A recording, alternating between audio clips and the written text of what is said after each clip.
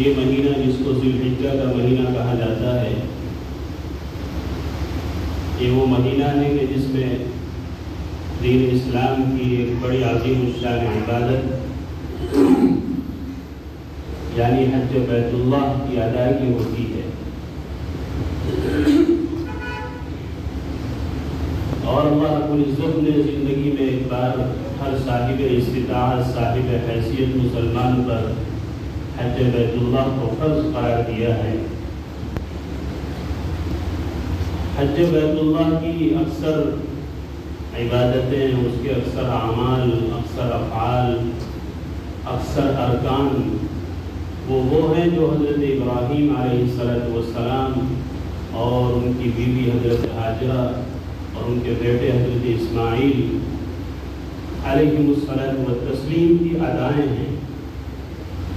کتنے ہی اعمال حج کے ایسے ہیں کہ جو اللہ رب العزت نے اپنے ان تین بندوں کی یاد میں اور ان کو قیامت تک زندہ رکھنے کے لیے، قیامت تک ان کو یاد رکھنے کے لیے امت مسلمہ پر فرض قرار کیے ہیں۔ حج بیت اللہ یعنی بیت اللہ کا حج کرنا، یہ اسلام کا ایک تکمیلی رکن ہے، یعنی اس کے کرنے کے بعد گویا اسلام کی تکمیل ہو جاتی ہے۔ نمازیں تو اپنے مقام پر رہتے ہوئے بھی ہر عاقل بالغ پر 5 مرتبہ روزانہ فرض ہے، اسی طرح صاحب استطاعت پر رمضان کے روزے بھی فرض ہے، اور ایسے ہی صاحب حیثیت پر زکوٰۃ بھی فرض ہے۔ اور جب یہ سب کام ہو جائیں اور اللہ کی توفیق ہو تو پھر حج بیت اللہ بھی صاحب استطاعت پر زندگی میں ایک بار فرض ہے۔ اس دور و اس زمانے کے اندر تو حج بیت اللہ کرنے کے لیے مکہ شریف جانا اور یہ سفر کرنا بڑا آسان ہو گیا ہے۔ سہولتیں اتنی ہیں، وسائل اتنے ہو گئے ہیں کہ اس دور و اس زمانے کے اندر یہ سفر بہت آسان ہو کر رہ گیا ہے۔ قدیم زمانے کے اندر جب ہم واقعات حضرت انبیاء علیہ السلام کے اور اس کے بعد اللہ کے ان بندوں کے جنہوں نے بیت اللہ کا حج کیا ہے پڑھتے ہیں تو آدمی کو یقین نہیں آتا، اور ان کو پڑھ کر، ان کو دیکھ کر، سن کر رونگٹے کھڑے ہو جاتے ہیں کہ کیسی مشقتوں کے ساتھ، کیسی تکلیفوں کے ساتھ ان حضرات نے حج بیت اللہ کیا۔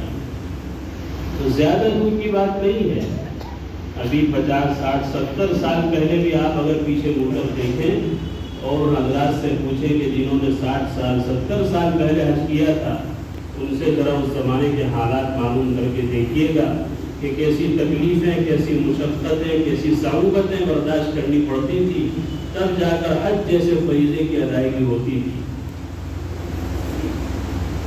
ہندوستان پر جن 7 خاندانوں کی 700 سال تک حکومت رہی ہے، ان میں ایک مغلیہ سلطنت بھی ہے، اور ان میں حضرت اورنگزیب عالمگیر رحمۃ اللہ علیہ جیسے اللہ کے بڑے ولی اور عالم دین بھی ہیں۔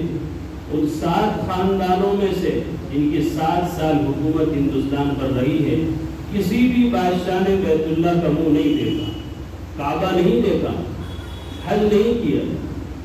اتنی مشکلات تھی، سفر اتنا کٹھن تھا، اور وقت اتنا زیادہ لگتا تھا کہ اس بات کا ڈر رہتا تھا کہ ہم بیت اللہ کے لیے جائیں گے اور واپس آئیں گے تو اتنے مہینے خرچ ہو جائیں گے کہ جس مہینے میں ملک کے اندر انقلاب آ سکتا ہے، حکومت کا تختہ پلٹا جا سکتا ہے۔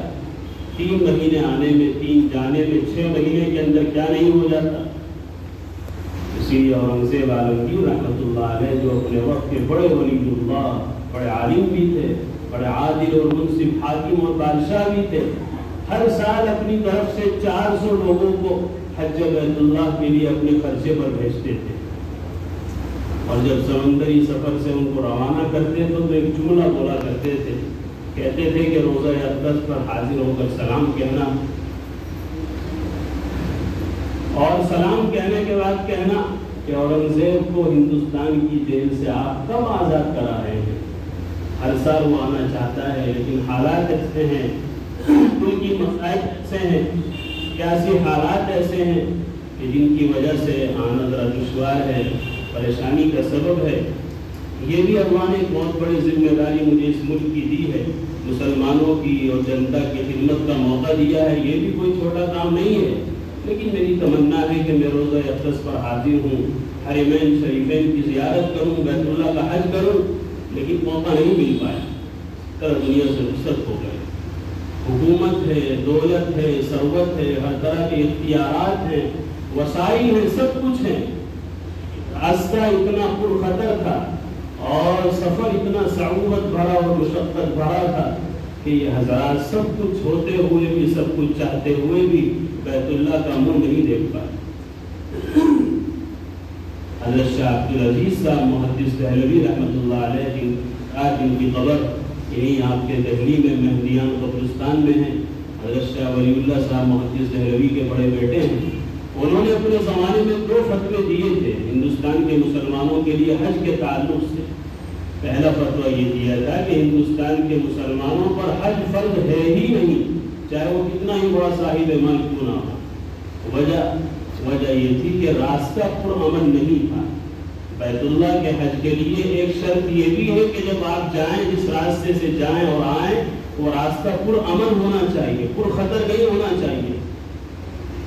لمبا زمانہ لگتا تھا، کافی ٹائم لگتا تھا، کئی مہینے لگتے تھے۔ کتنے لوگ ایسے تھے کہ جو جاتے تھے اور پھر واپس نہیں آتے تھے۔ اس لیے آپ نے دیکھا ہوگا کہ جب پہلے زمانے میں لوگ حج کے لیے جاتے تھے تو سب سے رو دھو کر مل کر اپنی معافی تلافی کر کے جاتے تھے، اور یہ سمجھا جاتا تھا کہ نہ معلوم ہے بیچارہ واپس بھی آئے گا نہیں آئے گا۔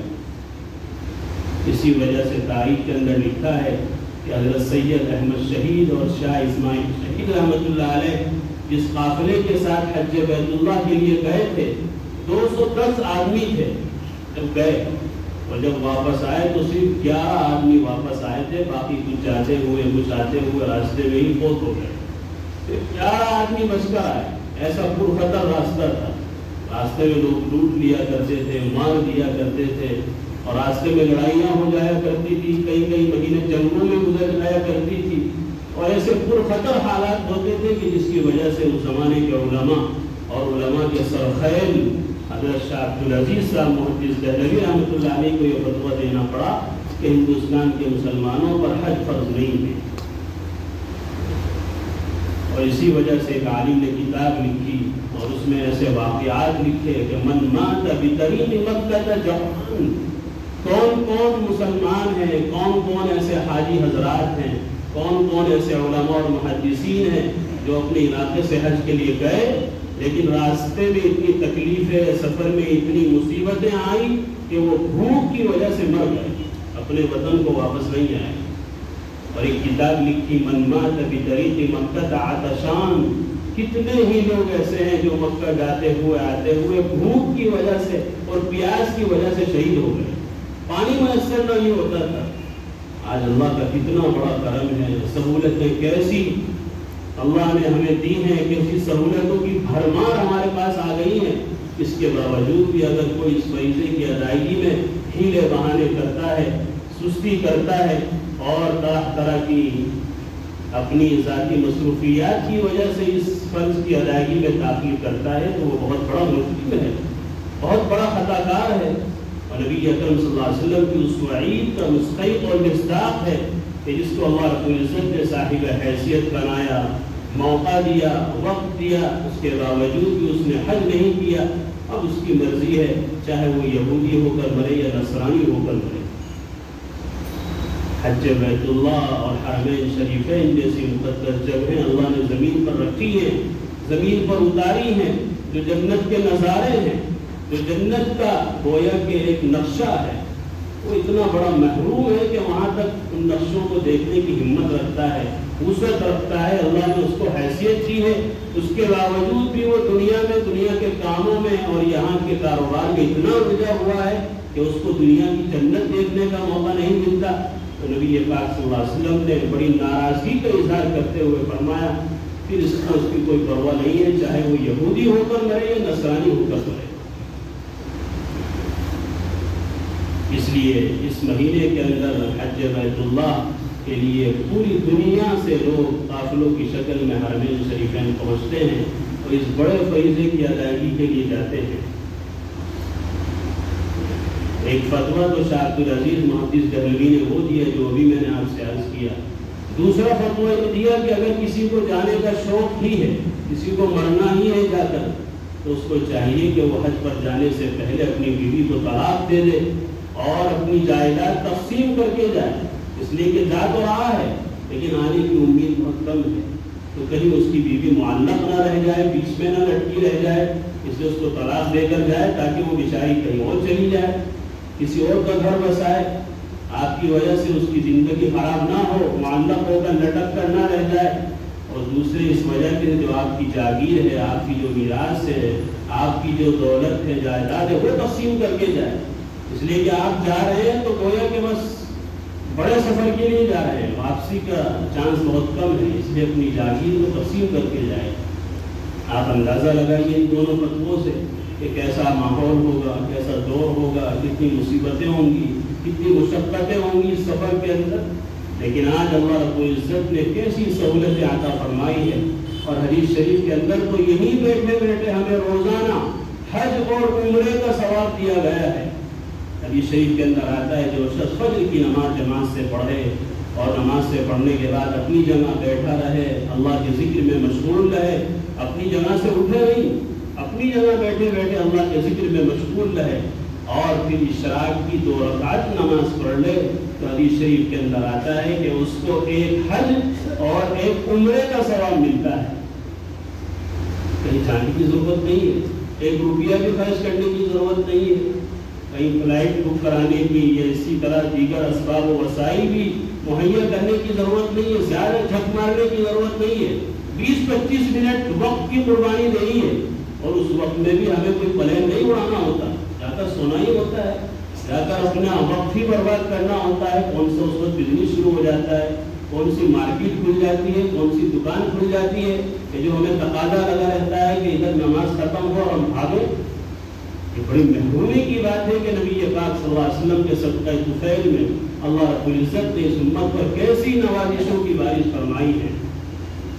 اگر کوئی آدمی زندگی میں اس کی ہمت اور حیثیت وسعت نہیں رکھتا کہ وہ بیت اللہ کا حج کرے، بیت اللہ میں جا کر عمرہ کرے، یہ تو ہر آدمی کر سکتا ہے. غریب سے غریب اور پسماندے سے پسماندہ آدمی بھی روزانہ یہی بیٹھے بیٹھے حج اور عمرے کا ثواب حاصل کر سکتا ہے. لیکن شرط یہ ہے کہ وہ فرض نماز کے بعد 20-25 منٹ تک اپنے وقت کی قربانی دے اور اللہ کے ذکر میں مشغول رہے. یہی بیٹھے بیٹھے مقبول حج اور مقبول عمرے کا ثواب مل رہا ہے. آپ جو کئی لاکھ روپے خرچ کر کے بیت اللہ کا حج کرنے جا رہے ہیں، عمرہ کرنے جا رہے ہیں، گارنٹی نہیں ہے کہ وہ قبول ہے کہ نہیں ہے، گارنٹی نہیں ہے کہ وہ اللہ کی نظر میں پسندیدہ ہے کہ ناپسندیدہ ہے. اللہ کے یہاں وہ مقبول اور مغرور بھی ہوا ہے یا مردود ہو گیا ہے، گارنٹی نہیں ہے. لیکن اس عمل کی گارنٹی نبی پاک صلی اللہ علیہ وسلم حدیث پاک میں دے رہے ہیں کہ جو آدمی اشراق کی نماز پڑھتا ہے تو اللہ رب العزت اس کو ایک مقبول حج اور مقبول عمرے کا ثواب دیتے ہیں. تو اس لیے وہ لوگ جو ابھی وہاں نہیں جا سکے ہیں، یہ جو جا چکے ہیں اپنا فریضہ ادا کر چکے ہیں، وہ بھی دانا اس فضیلت کو، اس ثواب کو یہی اپنی مسجد میں بیٹھ کر حاصل کر سکتے ہیں. زیادہ سے زیادہ 40 دن کے لیے آدمی حج کے لیے جاتا ہے، اور اس کے لیے کتنے دن پہلے سے تیاریاں ہوتی ہے، درخواست دی جاتی ہے، پیسے جمع کیے جاتے ہیں، شاپنگ کی جاتی ہے، ضرورتوں کے سامان اپنے پاس جمع کیے جاتے ہیں، اور تب جا کر 40 دن گزارنے کے لیے ساری کوششیں. اور یہاں ہر مسجد میں آپ کو گھر بیٹھے بیٹھے حج مل رہا ہے، عمرہ مل رہا ہے، اور اس میں کوئی شاپنگ کرنے کی ضرورت نہیں ہے، 1 روپیہ خرچ کرنے کی ضرورت نہیں ہے، ایک قدم اپنے گھر سے باہر کہیں اور جانے کی ضرورت نہیں ہے. مسجد میں بیٹھے بیٹھے آپ 20-25 منٹ اپنی جگہ پر گزار دیں اور پھر اٹھ کر 2 رکعت اشراق کی نماز پڑھ لیں، تو آپ کے لیے ایک مقبول حج اور عمرے کا ثواب مقدر ہو چکا ہے، لکھا جا چکا ہے. اللہ کی رحمتیں اور اس کی عنایتیں بندوں پر اس طرح ہے اور ایسی موسلادھار بارش کی طرح برسی ہوئی ہے کہ ان کو دیکھ کر ایک انسان حیران رہ جاتا ہے کہ اللہ نے قدم قدم پر کیسی عنایتیں، کیسے احسانات ہم پر فرمائے ہیں. بہرحال یہ حج بیت اللہ کی ادائیگی کا مہینہ ہے، اور یہ شروع کے 10 دن ذی الحجہ کے یہ تو اور بھی زیادہ قابل احترام ہیں.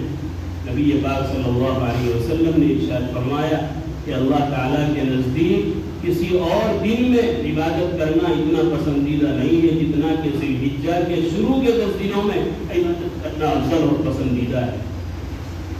آج ذی الحجہ کی 4 تاریخ ہو گئی ہے، پہلا عشرہ چل رہا ہے، لہذا یہ دن اور یہ مبارک راتیں ہمیں غفلت میں نہیں گزارنی چاہیے۔ یہ عام دنوں اور عام راتوں کی طرح نہیں ہے۔ نبی پاک صلی اللہ علیہ وسلم نے فرمایا ان 10 دنوں میں سے کسی ایک دن کا روزہ، 9 دن، کسی ایک دن کا روزہ رکھنا 1 سال کے روزے کے برابر ہے۔ 1 سال کوئی آدمی روزہ رکھے، کتنا بڑا مشقت کا کام ہے، کتنے بڑے مجاہدے کا کام ہے، کون کر سکتا ہے؟ لیکن اتنا تو ہر کوئی کر سکتا ہے کہ ذی الحجہ کے شروع کے دنوں میں سے کسی ایک دن کا روزہ رکھ لے۔ تو نبی پاک صلی اللہ علیہ وسلم جو مخبر صادق ہیں، جن کی ایک ایک بات، ایک ایک لفظ سچا ہے، ان کا ارشاد گرامی یہ ہے کہ اس کو 1 سال کے روزوں کے برابر ثواب ملتا ہے۔ ہم ان دنوں کو غفلتوں میں گزار رہے ہیں، ہم ان دنوں کو عام دنوں کی طرح سمجھ رہے ہیں، کوئی خاصی تبدیلی ہمیں نظر نہیں آ رہی ہے، نہ مسجدوں کے اندر کوئی زیادتی اور بڑھوتری جیسے کہ رمضان میں ہوتی ہے دیکھنے کو نہیں مل رہی ہے، اور اس کے علاوہ بھی ایمان والوں میں، مسلمانوں میں کوئی نیا ذوق شوق نہیں دیکھنے کو ملتا ہے۔ اس کی وجہ یہ تو ہماری لاعلمی ہے کہ ہمیں معلوم ہی نہیں ہے کہ کیسے مبارک دن، کیسے مبارک راتیں گزر رہی ہیں، یا پھر ہماری غفلت ہے کہ جس طرح ہم دنیا کے کاموں میں الجھے ہوئے ہیں، ہمیں دین کے اور کاموں کی فرصت نہیں ہے، اور کاموں کے احکامات کی ادائیگی کی ہمیں فکر نہیں ہے۔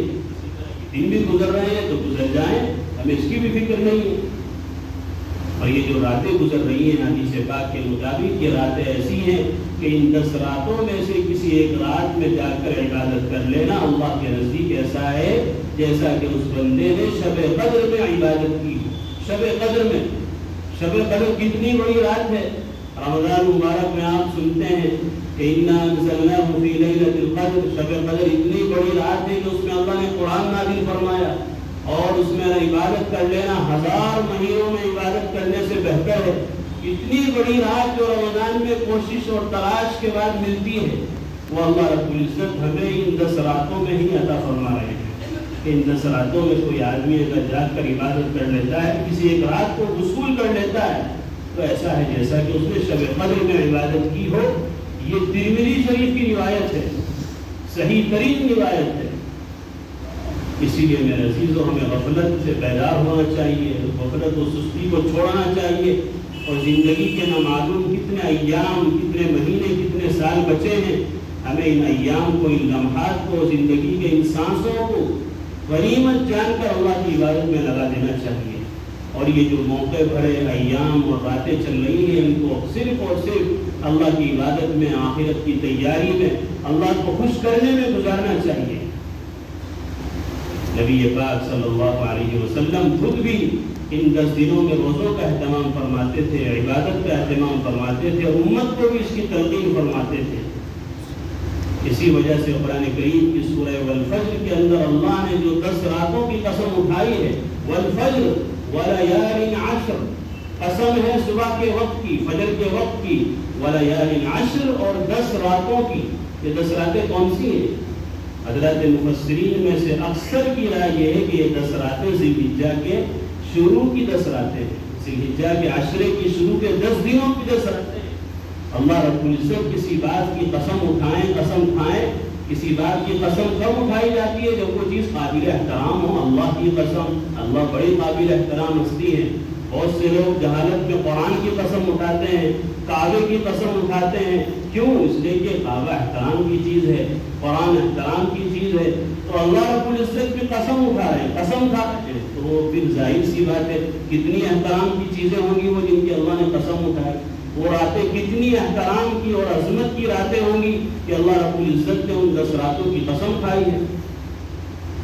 یہ راتیں سو کر غفلت میں ادھر ادھر بیٹھ کر یا موبائل میں لگ کر اپنی قیمتی زندگی برباد کرنے کی راتیں نہیں ہیں، یہ تو مسلح بچھا کر اللہ کے ساتھ ہو کر اللہ کو منانے کی راتیں ہیں، اللہ کو منانے کی راتیں ہیں۔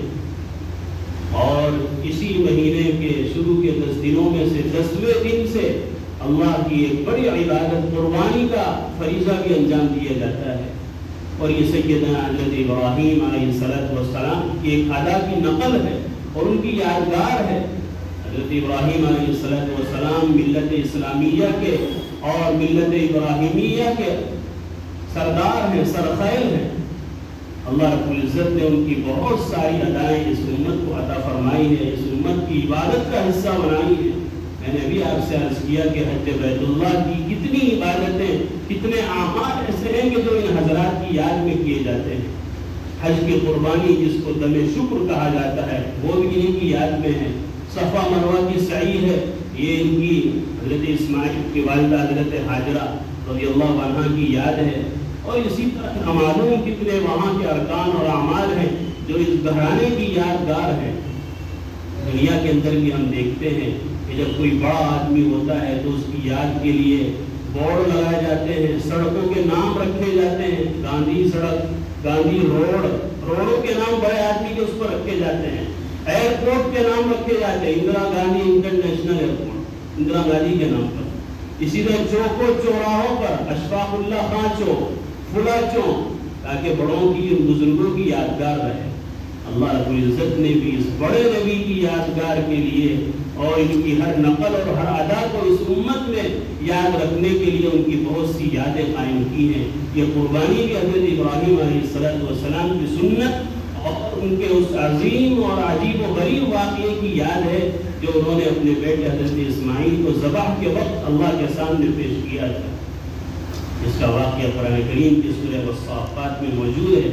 انشاءاللہ قربانی والے دن عید الاضحیٰ کے بیان میں اس کا ذکر کیا جائے گا۔ یہ ساری ادائیں اللہ رب العزت نے اپنے پیارے بندے کے قرآن میں ذکر فرمائی ہے، امت مسلمہ کو اس کا مکلف بنایا ہے، لہذا ہمیں بھی اس سلسلے میں فکر مند ہونا چاہیے اور جی لگا کر خوش دلی کے ساتھ پورے اخلاص کے ساتھ قربانی کے اس فریضے کو انجام دینا چاہیے۔ حدیث شریف کے اندر آتا ہے کہ جس شخص کو اللہ نے قربانی کی وسعت دی ہے، ہمت دی ہے، صاحب حیثیت اس کو بنایا ہے اور وہ قربانی کرتا ہے تو قربانی کے جانور کے اوپر جتنے بال ہیں ہر بال کے بدلے میں اس کو نیکی دی جاتی ہے۔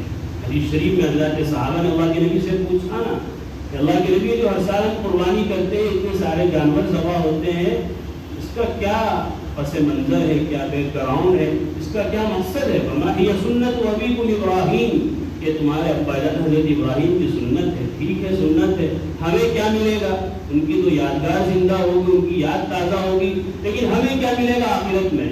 فرمایا بکل شعرۃ حسنہ، قربانی کے بال، قربانی کے جانور کے اوپر جتنے بال ہیں ہر بال کے بدلے میں ایک نیکی ملے۔ صحابہ نے پوچھا چلو بال تو نظر بھی آتے ہیں اور ذرا الگ ہوتے ہیں، نظر آتے ہیں، دکھتے ہیں، لیکن اس کے ساتھ ہی جو دمبا ہے، بھیڑ ہے، اس کے اوپر جو روئی ہوتی ہے وہ تو ایسے لاتعداد ہوتے ہیں کہ ان کا تو شمار ہی ناممکن ہے۔ صحابہ نے پوچھا فمسوف یا رسول اللہ، اللہ کے رسول یہ جو دمبے کے اوپر، بھیڑ کے اوپر روئی ہوتی ہے اس کے بارے میں آپ کیا فرماتے ہیں؟ اللہ تعالیٰ غنی ہے، بہت زیادہ دینے والے ہیں۔ بکل شعرۃ من الصوف حسنہ، اللہ کے خزانے میں کوئی کمی تھوڑی ہے۔ ان جانوروں کے اوپر جن کے اوپر بال نہیں بلکہ روئی اگتی ہے، روئی کے ہر گالے کے بدلے میں بھی اللہ رب العزت ایک نیکی عطا فرماتے ہیں۔ اور روایتوں میں آتا ہے کہ قربانی کے جانور کا خون گرنے سے پہلے ہی اللہ تعالیٰ اس قربانی کرنے والے کی مغفرت فرما دیتے ہیں۔ اسی لیے ہمیں خوب جی لگا کر، من لگا کر اچھی سے اچھی قربانی اللہ کے نام پر کرنی چاہیے۔ کہیں اگر جانور سستا ہو رہا ہو تو مری ہوئی بھیڑ خواجہ کے نام نہیں کرنی چاہیے۔ اس طرح اپنے کاموں میں ہم سستا نہیں دیکھتے، مندی چیز پر ہاتھ نہیں رکھتے، ہلکی چیز سے کام نہیں چلاتے۔ 5,000 روپے کے موبائل سے بھی کام چل سکتا ہے، لیکن پھر 1.5 لاکھ روپے کا ایپل کا فون کیوں رکھا ہوا ہے؟ جو کام 10,000 روپے والا کر رہا ہے وہ بھی کر رہا ہے۔ جی معلوم گھر کے اندر کتنی ساری چیزیں ہیں ہمارے پاس، ایک بیڈ 5,000 روپے کا آتا ہے، آپ نے 80,000 روپے کا بیڈ اپنے گھر میں کیوں رکھا ہے؟ فیسلٹی ہے، اس میں اور زیادہ مزہ آتا ہے۔ تو اس طرح اپنے لیے ہم مزہ چاہتے ہیں، فیسلٹی چاہتے ہیں، اچھے سے اچھا چاہتے ہیں، تو اللہ رب العزت کی ذات پر ذرا نظر تو اٹھا کر دیکھیے کہ وہ کتنی عظیم ذات ہے۔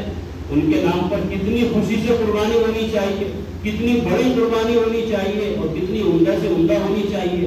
اسی لیے نبی پاک صلی اللہ علیہ وسلم نے ارشاد فرمایا کہ یہ قربانیاں جو تم دنیا میں کرتے ہیں، یہ کل قیامت کے دن پل صراط پر تمہاری سواریاں ہوں گی۔ فَسَمِّنُوا ضَحَايَاكُمْ، لہذا تمہیں چاہیے کہ اپنی قربانی کے جانوروں کا تازہ کرو، ان کو پہلے سے لا کر اپنے یہاں خوب ان کی خدمت کرو، کھلاؤ پلاؤ، موٹا تازہ کرو، تاکہ جس طرح تم دنیا میں اچھی سے اچھی سواریاں رکھتے ہوں تو وہاں بھی تمہیں اچھی سواریاں میسر آئے، اچھی سواری تمہیں ملے۔ فَطِيبُوا بِهَا نَفْسًا، خوش دلی کے ساتھ قربانی کرو، خوش دلی کے ساتھ۔ ہم کسی دوست کو، اپنے چاہنے والے کو، عزیز قریب کو کوئی تحفہ دیتے ہیں، کوئی گفٹ دیتے ہیں تو اچھے سے اچھا دینے کی کوشش کرتے ہیں۔ اللہ کی ذات کتنی بڑی ذات ہے، اس نے ہم سے کوئی تحفہ مانگا ہے، کوئی گفٹ مانگا ہے تو کتنا عالی شان ہونا چاہیے، کتنا اس کے شایان شان ہونا چاہیے، خود آپ اندازہ لگا سکتے ہیں۔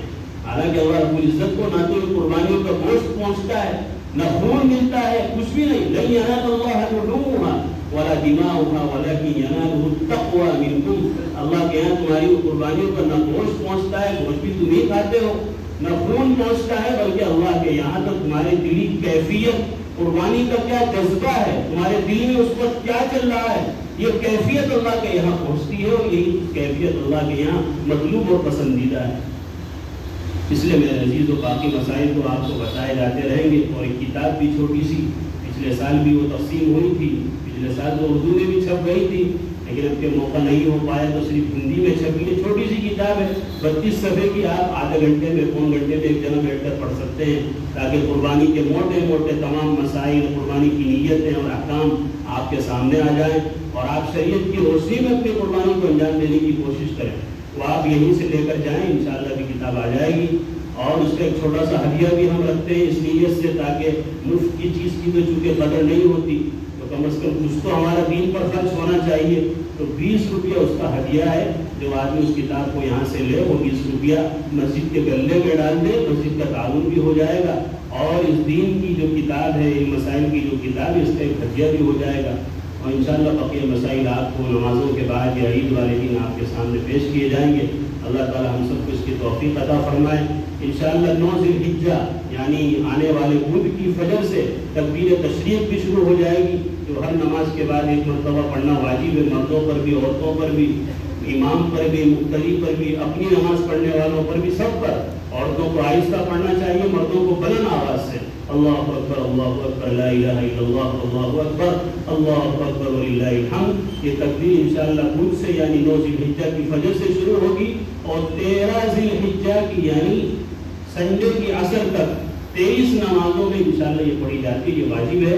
باقی اس کے علاوہ جو دن چل رہے ہیں ان میں بھی کثرت کے ساتھ تکبیر کا اہتمام کرنا چاہیے۔ حدیث شریف کے اندر اس کی تاکید آئی ہے، اس کی ترغیب آئی ہے کہ ان 10 دنوں میں کثرت سے تکبیر، تحلیل اور تسبیح کا اہتمام ہو۔ اسی طرح حضرت ابو ہریرہ ابن عمر رضی اللہ عنہما بازاروں میں جاتے تھے، زور زور سے تکبیریں کہتے تھے تاکہ لوگوں کو یہ حدیث معلوم ہو جائے، اس سنت پر عمل ہو جائے، یہ سنت زندہ ہو جائے۔